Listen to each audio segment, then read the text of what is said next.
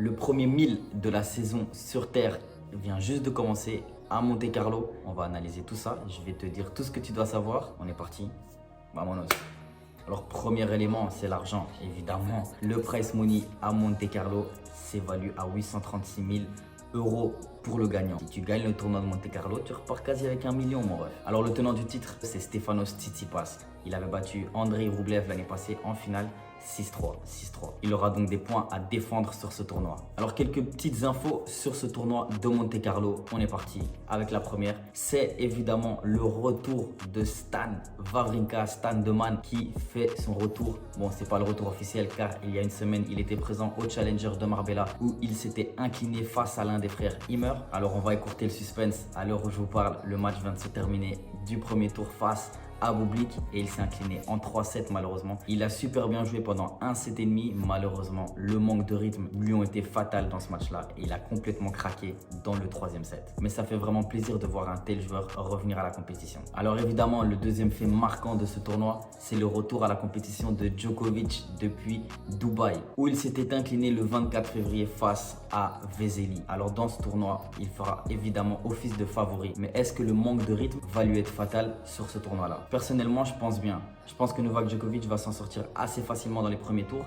Mais lorsque ça va se corser au fur et à mesure du tournoi et on a en perspective le quart de finale face à Carlitos Alcaraz, je pense que le manque de rythme peut se faire sentir. Alors on a parlé du tenant du titre, Stefanos Tsitsipas. Mais où en est-il à l'heure actuelle? Après sa blessure au coude lors de la fin de saison 2021, il a eu un petit peu de mal à revenir à la compétition, mais il nous a fait une très bonne impression sur le tournoi de Miami. Malheureusement, il s'est fait sortir par la sensation qui est Carlos Alcaraz. Mais on sait que Stefanos et son jeu conviennent parfaitement à la terre battue. Il est tenant du titre à Monaco et va devoir donc défendre des points. Je vois Tsitsipas faire un très bon tournoi du côté de Monaco. Un autre point d'interrogation en ce début de saison, c'est où en est Alexandre Zverev. Alors ici aussi, je vais mettre fin à tout suspense.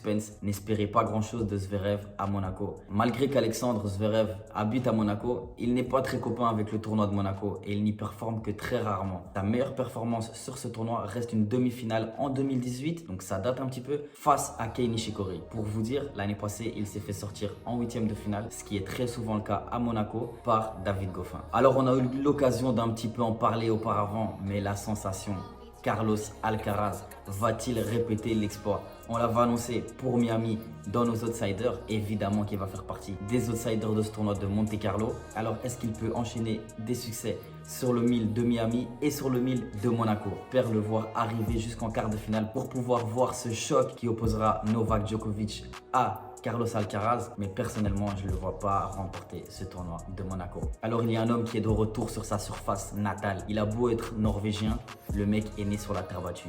On parle de Casper Ruud. Alors, perso, je pense que Ruud sur ce tournoi de Monte-Carlo va être rude à battre. Et ouais, t'as capté le petit jeu de mots. Hein. C'est pourquoi, personnellement, je pense que Casper Ruud peut faire quelque chose dans ce tableau final. Ouais, mais tu peux nous dire qui va gagner le tournoi? C'est bien beau, Djokovic, truc, machin, mais qui va gagner? Bon, c'est assez dur. C'est toujours assez compliqué de donner un seul nom pour la victoire finale. Surtout quand le maître absolu, Rafael Nadal, évidemment, n'est pas là. Allez, pour ma part, je vais me lancer et je donne Casper Ruud vainqueur du tournoi à Monaco.